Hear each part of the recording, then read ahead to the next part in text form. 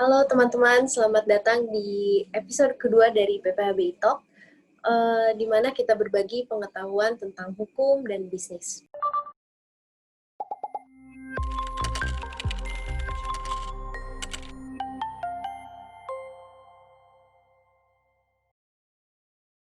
Salah satu hal tentang bisnis atau usaha yang menarik, tapi seringkali itu sebetulnya luput dari perhatian adalah mengenai perlindungan terhadap merek dagang. Jadi seringkali ada beberapa pelaku-pelaku usaha yang sudah menjalankan usahanya cukup lama, tapi ternyata merek dagangnya itu masih bebas aja gitu, belum didaftarkan, belum ada perlindungan. Padahal sebetulnya merek dagang itu salah satu faktor terpenting dalam kegiatan usaha. Maka dari itu, di episode kali ini kita kembali bergabung dengan Bapak Andrew Bedland, salah satu founder PPHBI dan juga konsultan hukum hak kekayaan intelektual. Selamat siang, Pak. Halo, selamat siang, Mbak Dio. Siang. Pak, untuk memulai nih, pertama-tama mungkin kita perlu tahu dulu sebetulnya apa sih itu haki dan apa itu merek. Oke, kalau boleh saya jelaskan sedikit apa itu haki dan apa itu merek. Kalau sekarang terminologinya berubah ya, dari namanya haki jadi kekayaan intelektual. Dan kalau kita bicara tentang kekayaan intelektual, itu adalah hasil olah pikir otak manusia.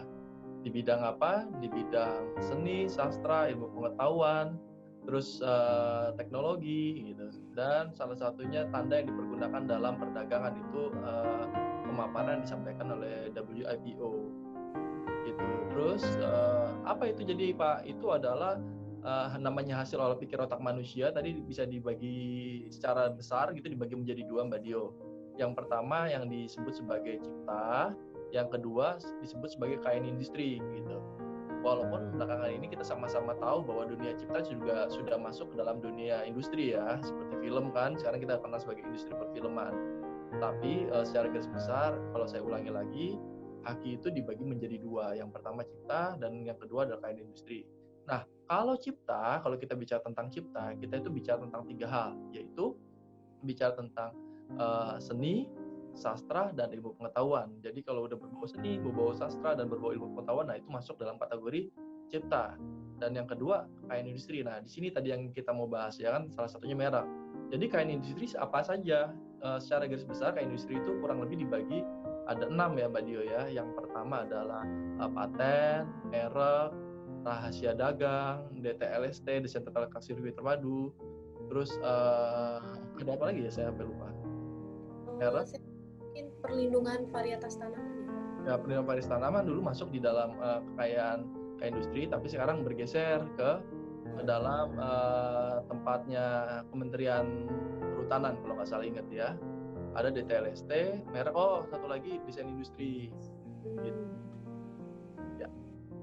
Oke Pak, kalau gitu jadi kita tahu bahwa merek itu adalah salah satu jenis dari kekayaan intelektual gitu ya Pak. Betul. Yang tepatnya masuk ke dalam kategori kekayaan industri. Tadi saya lupa jelasin apa itu merek. Nah, kalau kita ingin menggali lebih jauh apa itu merek, mungkin kalau saya tanya, Mbak Dio, merek itu apa sih? Gitu kan. Ada nggak sih barang tentang merek? Pasti nggak ada ya. Gitu. Jadi mudah-mudahan sahabat PPHBI juga sepakat dengan saya kalau kita bilang merek, kita bicara tentang identitas gitu ya. Kenapa? Karena itu yang menamakan suatu produk baik barang maupun jasa. Jadi nantinya kalau kita bicara tentang merek, kita bicara tentang identitas dari barang atau jasa tersebut. Gitu. Jadi kalau bahasa undang-undang ya pasti berbeda ya. Jadi kalau bahasa undang-undang, nih saya bukain apa yang dimaksud dengan merek itu bisa dilihat di dalam Undang-Undang Nomor 20 Tahun 2016 ya. Dalam undang-undang tersebut, dalam deskripsinya, merek adalah dikatakan tanda gitu ya. Tanda yang seperti apa? Tanda yang dipergunakan, sebentar saya download, tanda yang dipergunakan dalam perdagangan gitu. Jadi tanda yang dipergunakan dalam perdagangan. Sebentar ya Mbak Dio ya, detailnya biar bisa dilihat teman baik-baik. Nanti mungkin dicatetin di sini ya, atau buat tulisan sini ya. Ya. Minta tolong Bapak Editor. Ya, oke. Jadi dikatakan gini, kalau menurut Undang-Undang Pasal 1 Angka 1-nya, merek itu adalah tanda yang dapat ditampilkan secara grafis gitu, berupa gambar, logo, nama, kata, huruf, angka, susunan warna dalam bentuk 2 dimensi dan atau 3 dimensi, suara, hologram, atau kombinasi dari 2 atau lebih unsur tersebut untuk membedakan barang dan atau jasa yang diproduksi oleh orang atau badan hukum dalam kegiatan perdagangan barang dan atau jasa. Jadi kalau saya coba simplify, yang dimaksud merek adalah tadi saya katakan tanda, ya pastinya namanya tanda ini harus bisa ditampilkan secara grafis ya. Grafis itu tadi dikatakan bisa berupa gambar, logo. Nah, fungsi dari tanda ini dikatakan ini adalah dikatakan sebagai pembeda antara barang dan atau jasa sejenis. Misalnya saya sebut aja merek ya. Kita tahu bahwa dalam produk air minum gitu kan ada Aqua, terus ada apa lagi? Refill, ada apa lagi saya lupa. Ades dan sebagainya ya kan. Tapi kita sama-sama tahu bahwa produk dasarnya tetap aja air minum ya, atau air putih biasa gitu. Nah, terus apa membedakan satu dengan lainnya pada sama-sama air putih? Nah, inilah yang disebut merek gitu atau identitas gitu tanda ini. Nah, terus merek ini ada kata kunci keduanya yang sangat penting, yaitu tanda ini harus dipergunakan gitu oleh dalam kegiatan barang dan atau jasa. Jadi merek itu nggak boleh nggak dipergunakan. Jadi harus dipergunakan dalam konteks perdagangan barang dan atau jasa. Demikian Mbak Dio pemaparan singkatnya. Terima kasih Pak. Ya. Berarti yang kalau yang saya dapat dari pemaparan Bapak ya, bahwa merek itu kan berhubungan dengan identitas, dengan tanda pengenal lah, bagaimana konsumen itu bisa mengenali suatu merek ini gitu kan. Berarti sebetulnya merek itu penting sekali kan Pak? Penting Mbak, penting. Saya kan kita kan nggak mungkin ya kita mau beli barang gitu ya. Mas saya mau beli dong, beli apa? Air putih apa? Air putih aja, kayak gitu. Nanti waktu keluar lain kita bisa marah dan sebagainya.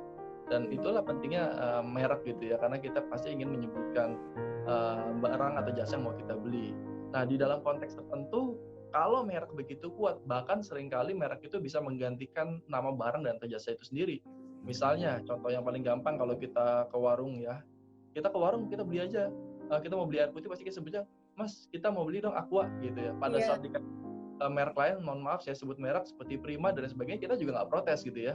Kenapa? Karena ya sebegitu kuatnya brand sehingga kadang-kadang menggantikan barang dan atau jasa itu sendiri. Gitu Mbak Dio. Betul sekali Pak. Kalau gitu Pak, sebetulnya kan kalau bisa aja nih, saya udah punya mereknya, tapi karena kelihatan merek saya udah terkenal terus diambil sama orang lain atau diaku-aku sama orang lain. Kalau seperti itu Pak, maka perlindungannya terhadap merek itu seperti apa di Indonesia? Oke. Baik, terima kasih Mbak Dio. Memang yang seperti Mbak Dio sampaikan bisa saja terjadi, tapi sebelum kita masuk ke dalam situ kita juga harus tahu dong konteks pelindungan merek di Indonesia seperti apa. Ya, konteks pelindungan merek di Indonesia adalah sifatnya konstitutif atau bisa disebut sebagai pendaftaran. Jadi merek kalau mau dilindungi ya harus didaftarin. Jadi jangan bermimpi merek kita dilindungi kalau kita tidak pernah mendaftarkan merek kita ke Kementerian Hukum dan HAM, yang CQ dalam hal ini adalah Dirjen Kekayaan Intelektual ya. Kalau kita mau merek kita dilindungi ya kita harus daftarin. Jadi kalau kita nggak mendaftarkan merek, akibat hukumnya apa? Pasti ada akibatnya, adalah kita tidak diakui oleh negara sebagai pemilik merek, sehingga merek dagang yang kita pergunakan tidak mendapatkan perlindungan gitu. Terus Pak, gimana dong cara mendapatkan perlindungan merek itu? Saran saya adalah ya daftarkan merek saudara gitu. Nah, dengan mendaftarkan merek saudara, pastinya saudara akan mendapatkan hak untuk mempergunakan merek. Dan nanti kita akan belajar ya, tentunya kita ingin sama-sama tahu bahwa untuk perlindungan merek sendiri itu dibagi dalam kelas. Jadi saudara nggak bisa daftar satu merek tiba-tiba dilindungi, wah ada yang jualan pulpen pakai merek saudara, nggak boleh, padahal saudara jualannya makanan, nggak gitu. Tapi prinsipnya adalah kalau saudara mau mendapatkan perlindungan merek adalah daftarkan merek saudara dan di kelas-kelas di mana produk, barang, dan jasa saudara diperdagangkan. Gitu Mbak Dio. Kalau dari Bapak sendiri, apa Bapak pernah ada pengalaman mungkin atau contoh di mana ada satu merek yang sebetulnya udah dipakai lama gitu, tapi karena lupa didaftarkan atau pelaku usahanya kurang mengetahui tentang perlindungan merek ini sampai akhirnya terpaksa dilepas karena sudah diambil orang lain misalnya? Ya. Kalau terpaksa dilepas sih tidak ya, pastinya mereka berjuang untuk mendaftarkan merek gitu ya, atau merebut kembali merek yang didaftarkan oleh orang lain gitu. Dalam hal merek tersebut direbut orang. Tapi saya pernah ada cerita menarik gitu. Ini cerita ketika saya menjadi salah satu narasumber di Bekraf waktu itu di hotel yang ada di dekat Patung Patani. Nah, ketika di situ saya lagi sedang duduk-duduk bersama beberapa rekan, mereka cerita, iya Pak, dulu saya punya teman, dia bilang gitu. Teman saya itu punya satu restoran yang cukup besar gitu ya di satu wilayah. Wah, udah laku dan sebagainya. Ketika mereka dengar seminar tentang merek, mereka baru kepikiran untuk daftarin mereknya. Dan ketika mereka baru mau mendaftarkan mereknya, ternyata merek tersebut sudah dipergunakan oleh orang lain. Nah, bisa bayangkan mereka membangun membangun restoran itu 5 sampai 10 tahun sampai besar kan butuh waktu dan butuh effort ya Mbak Dio ya. Jadi kita percaya kalau kita mau bikin produk kita terkenal gitu pasti ada unsur marketing ya kan, terus unsur konsistensi, unsur mutu dan seterusnya. Dan unsur-unsur ini kan mereka pertahankan dengan demikian rupa, tapi ternyata mereka melupakan unsur administratif yaitu pendaftaran mereknya. Akibatnya apa? Ketika mereka daftarkan mereknya, udah terlambat nih, mereknya ditolak oleh Dirjen. Dan ketika ditolak gitu ya oleh Dirjen Haki, akibatnya apa? Ya akibatnya ya mereka harus melakukan upaya lebih gitu. Dan waktu itu saya nggak sampai ending ya, akhirnya mereka ambil upaya apa, tapi satu hal yang saya tahu adalah ketika mereka melakukan upaya tersebut, dampak hukumnya adalah ya mereka keluar biaya lebih pastinya gitu ya. Dan yang paling parah tadi dampak hukumnya adalah mereka bisa kehilangan merek tersebut. Oleh sebab itu bagi para pengusaha, sahabat-sahabat PPWI pendengar hari ini yang mau mulai usahanya, yang lagi mau mulai jualan dan sebagainya ya, pikirkan pertama itu adalah perlindungan terkait nama merek itu tersebut. Supaya nantinya nggak menyesal ketika mereknya sudah besar baru mendaftarkan ternyata sudah didaftar orang itu pasti menyesal sekali ya. Gitu Mbak Dio. Menurut Bapak, pendaftaran merek ini apakah harus dari awal sekali atau bagaimana? Karena kan kalau saya lihat nih Pak, sekarang sejak pandemi ini banyak mulai muncul usaha-usaha kecil Pak. Contohnya teman-teman saya juga banyak yang jadi mulai jualan kecil-kecilan makanan gitu atau kerajinan. Nah, ini kan mereka baru mulai sekali dan sebetulnya skala usahanya juga masih kecil. Tapi menurut Bapak apakah penting dari sekarang pun sudah harus dipikirkan mengenai mereknya atau menurut Bapak merek itu sebetulnya nanti sajalah kalau memang ada niat untuk menseriuskan usahanya? Ya, itu pertanyaan menarik banget dan itu selalu menjadi pergumulan dari semua pengusaha pemula. Ini seperti perumpamaan. Menurut Mbak Dio mana dulu? Telur dulu jadi ayam atau ayam dulu baru jadi telur? Nah, ini bingung kan kadang-kadang kan orang ya. Jadi mana dulu, ayam dulu atau telur dulu gitu. Tapi kalau kita lihat dari segi teologi ya tentunya gitu ya, Tuhan tuh menciptakan binatang dulu baru telurnya kan. Gitu. Jadi nggak mungkin telur dulu atau ayam dulu, pasti ayam dulu. Nah, oleh sebab itu kalau saya ditanya demikian, gimana Pak Andrew? Saya masih baru pemula nih. Kalau saya selalu sampaikan kepada seluruh klien saya adalah saya bilang, kamu mau serius bisnis nggak? Gitu. Saya selalu tanya gitu, kalau kamu mau serius bisnis dan berkembang bisnis, ya ini menjadi faktor penting untuk diutamakan. Saya sampaikan demikian. Kenapa? Karena ketika bisnis itu sudah besar dan kamu baru pikirin merek, itu adalah hal yang paling, dalam tanda kutip, mohon maaf saya kasar, paling bodoh yang pernah difikirkan oleh para pengusaha kalau mereka berpikir mendaftarkan ke intelektual belakangnya ya. Kenapa? Karena kalau kita lihat gitu ya, nilai pendaftaran merek berapa sih? Misalnya kalau datang ke konsultan aja 6 juta untuk perlindungan 10 tahun kalau merek itu di-granted pendaftarannya. 10 tahun dibagi 6 juta aja cuma satu tahunnya kan cuma sekitar 600.000 kan. 600.000 saudara bisa bayangin 600.000 dibagi 12, jangan-jangan usaha saudara lebih mahal daripada biaya pendaftaran merek. Kan saya sampaikan begitu. Dan oleh sebab itu kalau kita memang berpikir kita mau serius bisnis dan bicara tentang jangka panjang, buat saya merek itu harus didaftarin terlebih dahulu. Begitu Mbak Dio. Baik Pak, memang sebetulnya iya sih Pak, penting ya. Cuma memang kadang kalau saya sering dengar itu kalaupun sudah tahu nih merek itu penting harus didaftarkan, yang suka membuat orang ragu itu karena takut ribet gitu, atau takut mahal gitu sih Pak, yang sering saya dengar. Iya. Ya memang kalau dilihat itu benar, mereka takut ribet. Kenapa? Karena kalau mereka berpikir untuk mendaftarkan sendiri ya, jadi bisa nggak Pak, saya nggak mau pakai konsultan, misalnya saya mau daftar sendiri langsung gitu ya, bisa saja gitu ya, dan biayanya ya pasti biaya PNBP murah, pastinya jauh lebih proses. Sedangkan kalau kita berpikir sebagai seorang pengusaha murni, kita berpikir adalah fokus bagaimana bisa berjualan, sedangkan produk-produk atau pekerjaan-pekerjaan lain yang bisa kita subkan ya pasti kita subkan, sehingga apa, energi kita sebagai seorang pengusaha bisa kita pergunakan untuk mengembangkan jalannya usaha kita gitu.